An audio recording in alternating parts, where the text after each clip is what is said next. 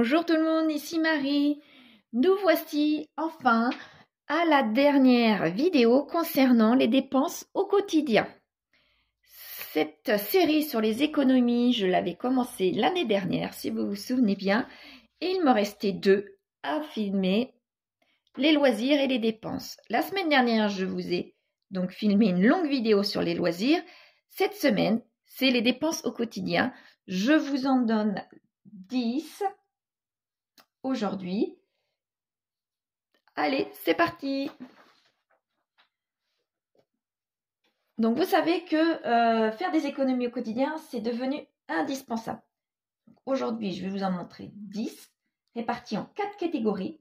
Il y en existe d'autres, hein, ça c'est sûr, comme la semaine dernière, qui était très longue. Donc, aujourd'hui, elle sera beaucoup plus rapide. Je vous ai trouvé 4 catégories, à savoir l'alimentation, l'hygiène et l'entretien, les transports et les objets. Oui, comme vous pouvez le voir, ce sont mes enveloppes mensuelles. Comme ça, vous allez pouvoir essayer de mettre en place quelques économies. Donc, concernant l'alimentation, je vous en ai trouvé 2. C'est limiter le gaspillage alimentaire.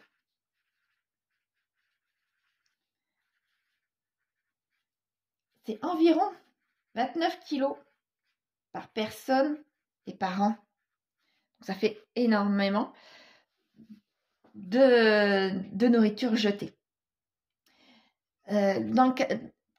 Qui dit limiter le gaspillage, ça peut être à plusieurs niveaux. Par exemple, moi, je fais beaucoup les Too Good To Go. Je faisais beaucoup puisque ça devient de plus en plus compliqué, à choper les paniers, étant donné que maintenant, vu l'inflation, beaucoup de personnes dans ma région tous les mois, dans ma ville, beaucoup de personnes maintenant sont au courant de ces 2 applis, Too Good To Go et Phoenix. Et donc, du coup, on est plus nombreux pour avoir un seul panier. Donc ça, c'est du gaspillage alimentaire au niveau des magasins. Donc, c'est très bien.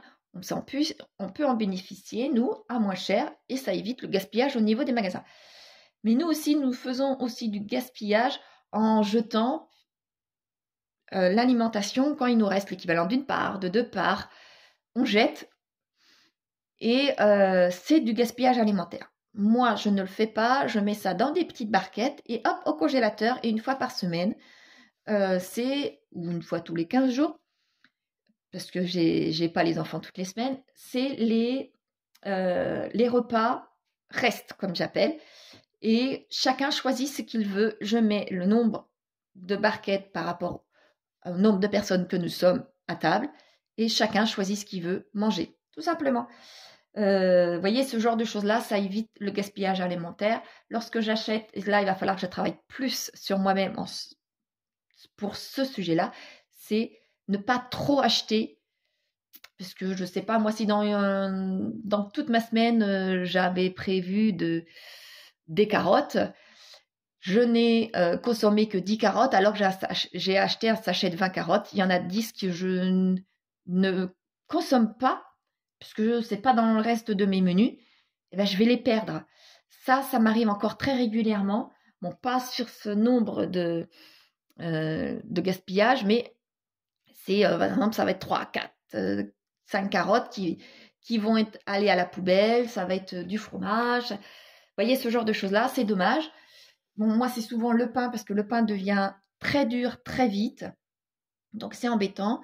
Le fromage, c'est pas le fromage qu'on mange en le coupant, c'est plus le fromage, l'emmental râpé, que je prends des grands paquets, et il suffit que les enfants partent à ce moment-là chez leur papa et que le paquet ne soit pas terminé, eh bien, le paquet, malheureusement, se périme. Vous voyez, ce genre de gaspillage alimentaire. Acheter de l'eau, l'eau en bouteille est 50 à 100 fois plus cher que l'eau du robinet. Donc, au mieux, c'est de consommer cette eau du robinet et consommer le soda occasionnellement. Donc moi, le soda, c'est très très occasionnel à la maison. Par contre, l'eau du robinet, j'avoue que l'eau étant calcaire par chez moi, j'ai toujours été habituée à l'eau en bouteille. Donc ça, il va falloir que je fasse également un travail à la maison sur ça. L'hygiène et entretien. C'est garder un minimum de produits chimiques et de faire ses propres produits d'entretien. Je vous avais donné quelques recettes. J'en bouge certaines maintenant. J'en essaie d'autres. Vous voyez, ce genre de choses-là, pour pouvoir trouver mes produits qui me correspondent et à ma famille aussi, parce que je ne suis pas seule. Il faut que ça puisse correspondre aussi à mes enfants. C'est de diminuer des produits d'hygiène et d'entretien et passer diminuer les produits chimiques là, produits chimiques pour la beauté. Vous voyez, les shampoings, les gels douche, et passer aux produits naturels. Donc je fais moi les produits, de plus en plus les produits par Biocop. Voilà. Hop. 18. Donc maintenant, la dernière page, au quotidien, toujours. Donc les objets. On réduit les dépenses inutiles.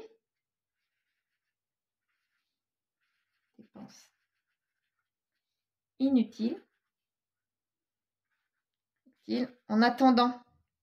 Attendre quoi? On attend pour acheter. Et lorsqu'on attend, eh ben, la plupart du temps, on n'achète pas. Donc, on fait des achats d'occasion. Ça, je vous en reparlerai dans une prochaine vidéo. On garde le plus possible les choses. Et on revend les inutilisés. Si on se sert jamais de sa couscoussière, je dis couscoussière au hasard, ou de son wok par exemple, pourquoi le garder? Ça prend beaucoup de place, c'est inutile chez nous. Si c'est inutile parce qu'on n'a pas l'habitude de cuisiner avec. Autant le revendre cet objet.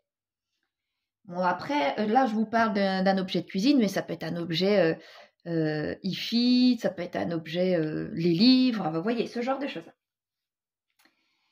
On peut faire aussi des économies en réparant ou en troquant les objets.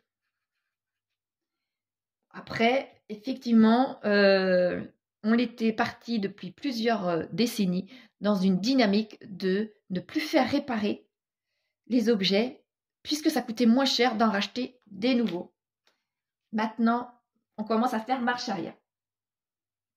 Moi, ce que je fais beaucoup, c'est d'acheter des objets de milieu de gamme. Ce que je ne faisais pas avec mon ex-mari, puisqu'il avait toujours le dernier mot, il préférait toujours avoir du bas de gamme. Sauf que le bas de gamme ne dure jamais, jamais, jamais. Le haut de gamme, pour moi, c'est trop cher, je ne peux pas. Et le milieu de gamme, je préfère faire des efforts, puisque effectivement, ça me fait faire des efforts. Mais je ne rachète pas au bout de... très rapidement, quoi.